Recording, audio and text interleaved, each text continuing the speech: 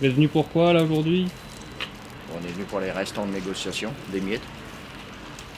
Bonjour. Ils ont peur apparemment, la direction. La direction a peur, mais nous on est sages, hein. On est progressif. On est juste là pour le mécontentement. De toute façon, on sait très bien que s'il y a de la violence, on a tout perdu. Hein. On sait très bien ça. Donc on n'est pas violent du tout.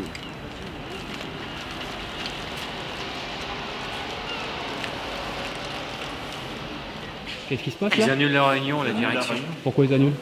Question de sécurité. On leur fait peur. Il est ça, il s'avère que compte tenu de l'organisation d'un rassemblement devant la salle de réunion et du mail de M. Agnuret reçu hier soir, les conditions ne sont pas remplies pour que nous puissions tenir ce jour des négociations sereines et dans le respect de la sécurité de l'ensemble des personnels présents dans le bâtiment du port de Calais. J'entends sécurité, salariés du groupe Prysmian et des personnes extérieures du groupe Prysmian. De ce fait, la réunion de ce jour ne pourra pas se tenir. Nous sommes prêts à reprendre les négociations dès demain matin. Ça sera pas, on revient Si les demain. conditions le permettent. Bien cordialement, Gladys Mathieu. Merci. Notre direction a donc pris la décision de ne pas se déplacer car ils estiment ne pas être en sécurité. Ils se placent désormais en victimes. Qui sont les victimes? Qui perd son emploi? Qui est maltraité psychologiquement depuis le 20 novembre? Une tentative de suicide ne leur suffit plus. Un groupe avec 1,6 milliard ne peut pas sortir 5 millions de primes pour apaiser nos souffrances. Le groupe Comtech France, qui sur les 9 premiers mois dégage 18 millions d'euros de bénéfices, ne peut pas sortir 5 millions pour apaiser nos souffrances et notre détresse. Vous êtes la honte du capitalisme, Prysmian. Fermer une usine bénéficiaire et se cacher, voilà ce qu'est le groupe Prysmian. Monsieur Delbrena, mettez votre ego de côté et faites le nécessaire.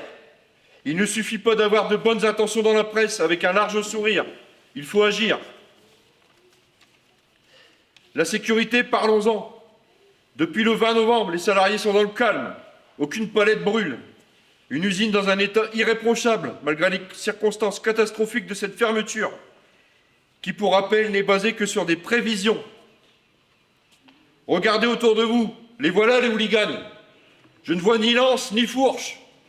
Je vois des familles, des femmes et des enfants. Merci.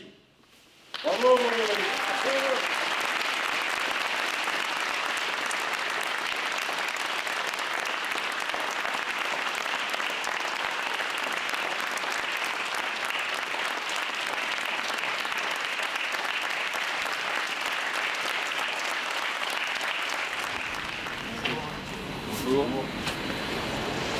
Merci d'être venu. Je vous en prie.